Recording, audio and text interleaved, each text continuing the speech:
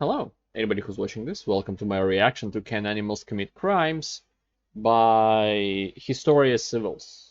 Civilis? I don't know how to pronounce that word, I've never seen it before. But this video was recommended to me some time ago, and I was just going through comments trying to find something to react to, so I got 3 recommendations. You can do the same. You can recommend stuff here in the comments of this one, and at some point I'll read them immediately, but at some point I will possibly react to a video. It could be tomorrow. I don't know. Anyway, this one was recommended by Igor Pak. Spelled in Russian, so I don't know if you can find it by me saying it. But anyway, I've never seen this channel. I don't think I've ever heard of this channel before. But I am curious if animals can commit crimes. So, if you want to help out the channel, there's a donation link in the description below. You can, if you want early reactions and early watch-alongs, you can check my Patreon. I'll be uploading today, which is for you isn't today, but still, I could be uploading on that day as well. A lot of videos that I've recorded today, and I'm not gonna stop right now. I'm gonna keep doing some whatever. But if you don't want to do that, you just like, subscribe, comment, whatever you want. Everything helps, and let's begin. Nearly 500 years ago, in the town of Autun, France, a young lawyer named Bartholomew Chassenet took on a case defending a group of young troublemakers against erroneous criminal charges brought forward by the Catholic Church. Facing off against the church was a really big deal, especially for a young, ambitious lawyer, and after a series of clever legal tricks, he prevailed. Oh yeah, also, his clients were a bunch of rats. Let me explain. Autun's barley crop had been decimated by a rat infestation.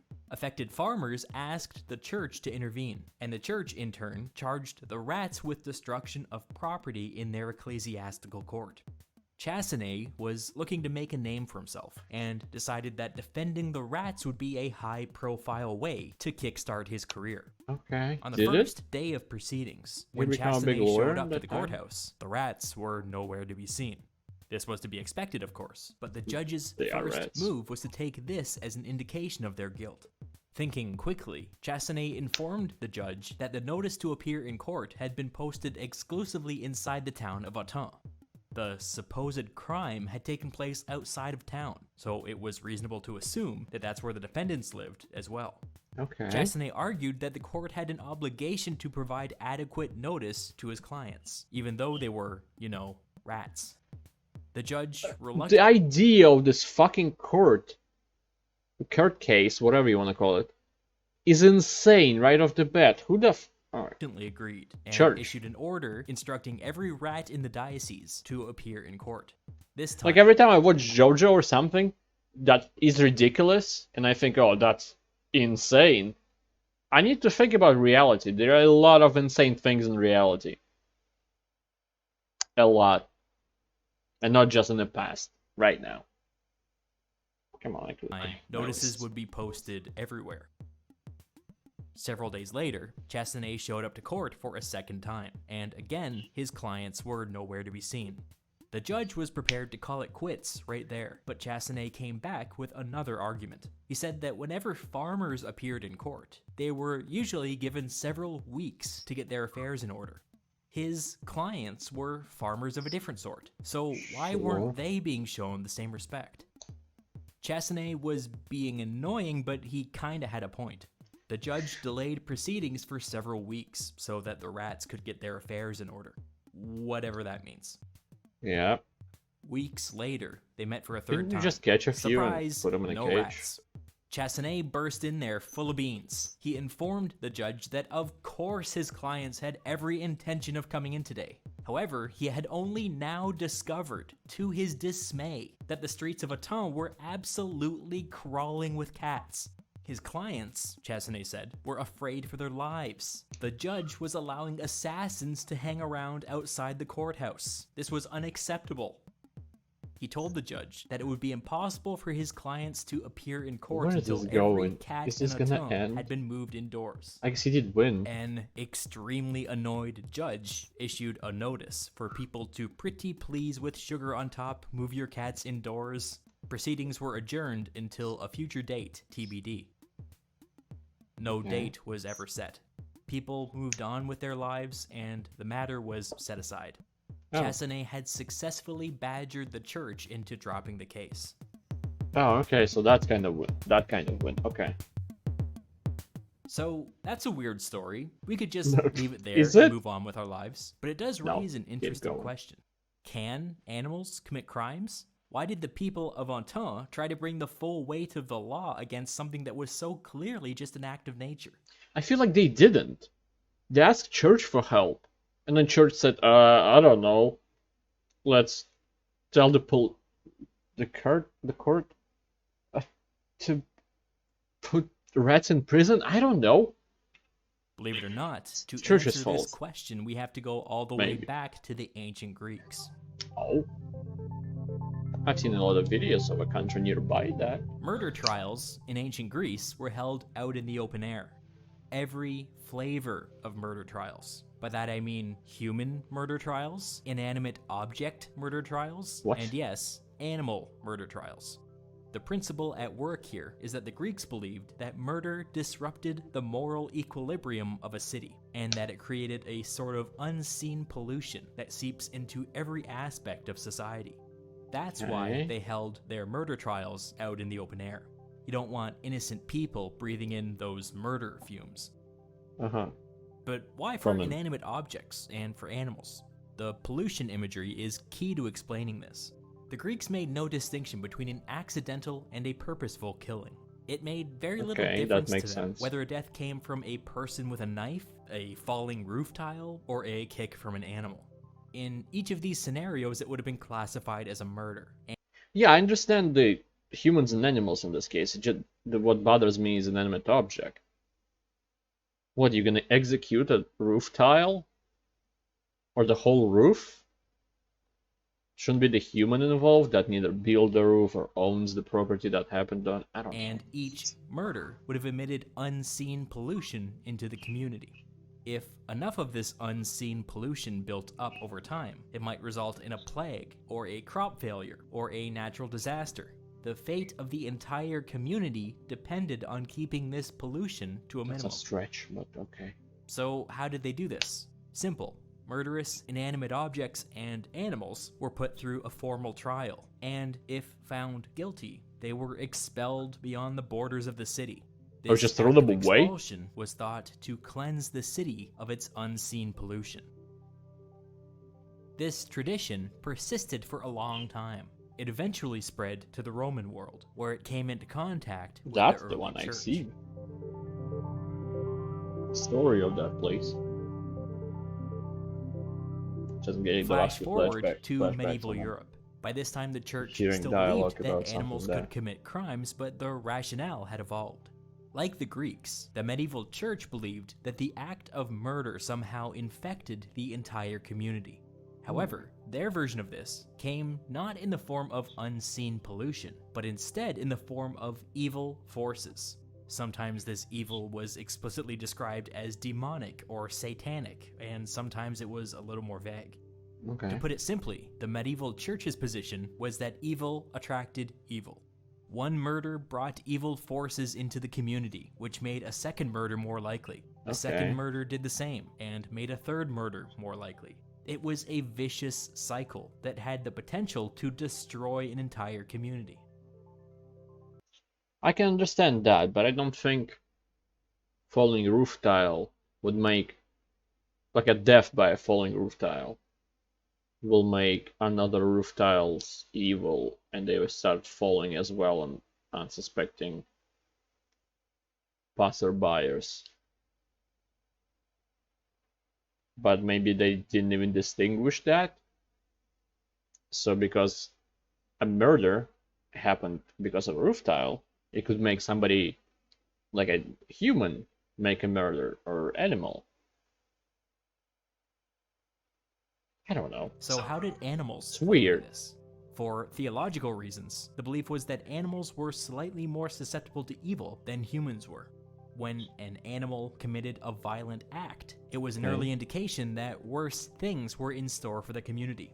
Whereas animal trials in ancient Greece were an act of cleansing, animal trials in medieval Europe were an act of deterrence.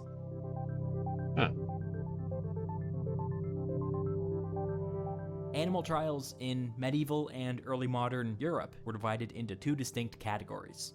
There were animal trials in the secular courts and animal trials in the ecclesiastical or religious courts. Okay. The secular courts dealt exclusively with domesticated animals: cats, dogs, horses, pigs, whatever. The argument here was that domesticated animals were servants to humanity and could therefore be considered members of the household. Under this worldview, domesticated animals were subject to human law, just as any other member of the household would be. The ecclesiastical courts, and the household dealt itself, with creatures that were beyond human control. Rats, locusts, termites, snakes, stuff like that. As we've seen, the belief was that animal crimes had to be prosecuted so that evil forces were deterred from seeping into the community. Got it. When it came to domesticated animals, the courts were perfectly capable of treating them just like any other defendant. However, that was not the case when it came to rats or insects. How was one to properly evaluate which rat destroyed which crop, or which specific termite caused a roof to cave in? It was an impossible task. Fortunately, the church had tools that the secular courts lacked: excommunication and exorcism. This was handy because it was a fairly simple matter excommunication to is excommunicate exile. a swarm of locusts, for example, without having to physically interact with I thought that's what secular did with Bartholomew humans. Chassenet defended the rats of Autun in ecclesiastical court. So, just for kicks, let's take a look at the trial of a domesticated animal that took place in secular court. Okay.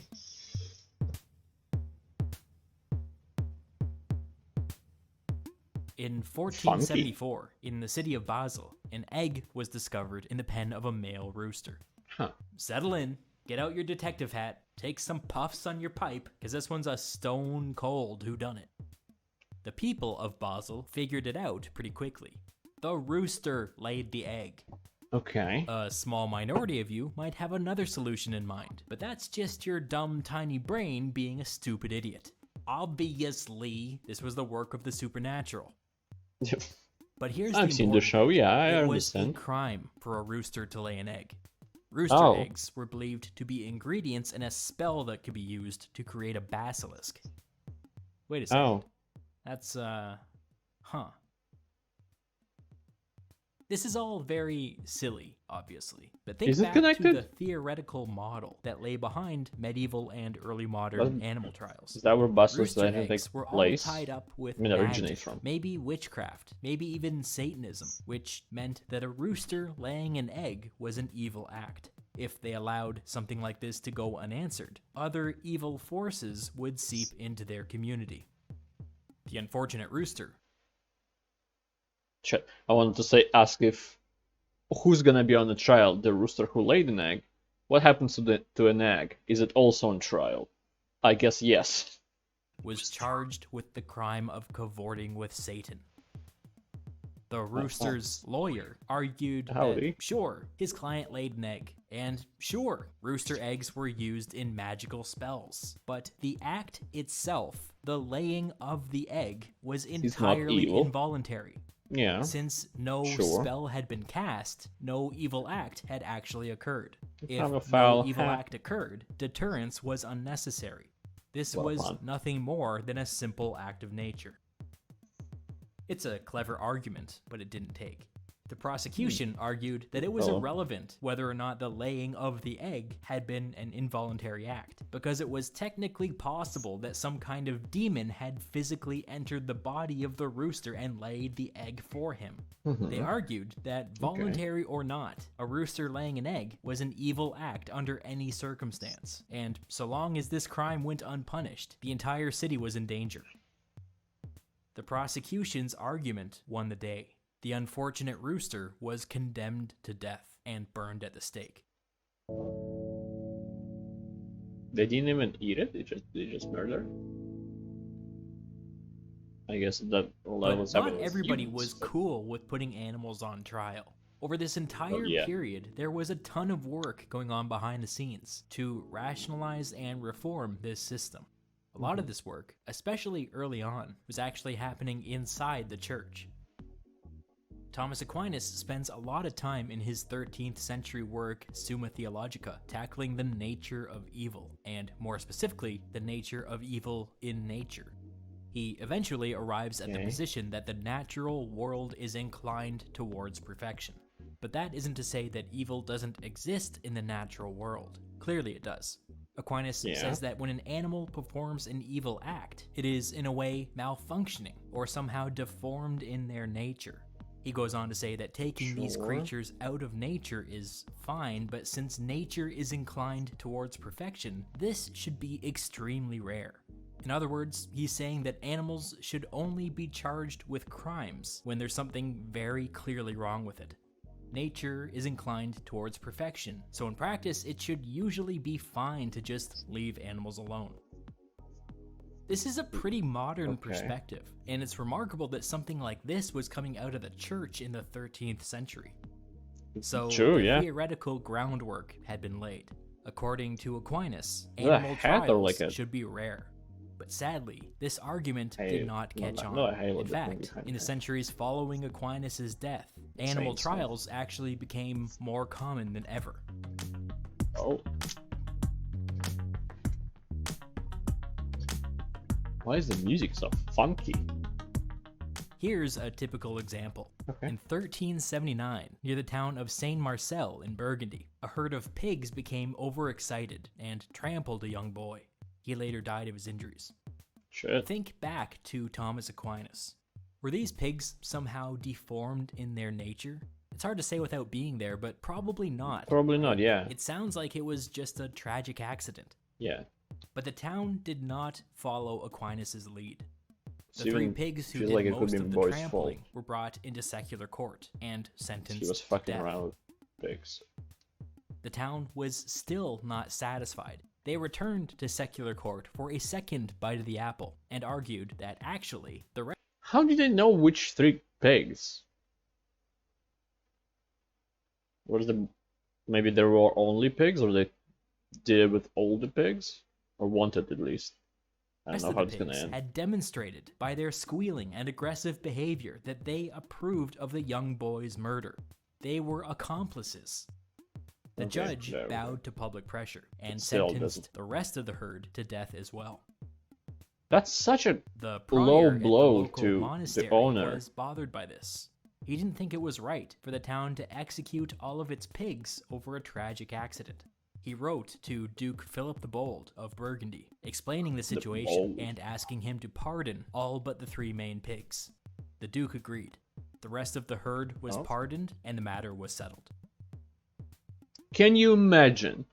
You're a duke of some kind of land, just doing your things, and then you read like a document that came, okay, from my people, for people I serve to. Pardon pigs. Okay. What? I want to see live reaction of him receiving that letter. What's interesting about this incident is that it shows how the church and the nobility were working together and pushing for moderation, and how normal people were pushing the courts toward maximalist punishments. Animal trials persisted for centuries. Many came to view it as a superstitious holdover from the medieval period, but nevertheless, it was a practice that would not die. And that is stupid. In the 17th century, the philosopher René Descartes spent a lot of time and effort making the argument that animals were wholly incapable of committing any crimes whatsoever. His argument went a little something like this. All animals are automatons, meaning that they have no sense, no feeling, and no inner life. Okay, agree. A phrase that he likes to use over and over again is that animals only follow the disposition of their organs. According to Descartes, a So creature acting instinct. purely on instinct is in perfect accordance with nature, and is therefore Yeah. incapable of evil. Descartes argued that putting animals on trial was meaningless, no different than putting inanimate objects on trial, which Yes. is funny because that's exactly what the ancient Greeks used to do. Descartes' successors picked up this argument and ran with it.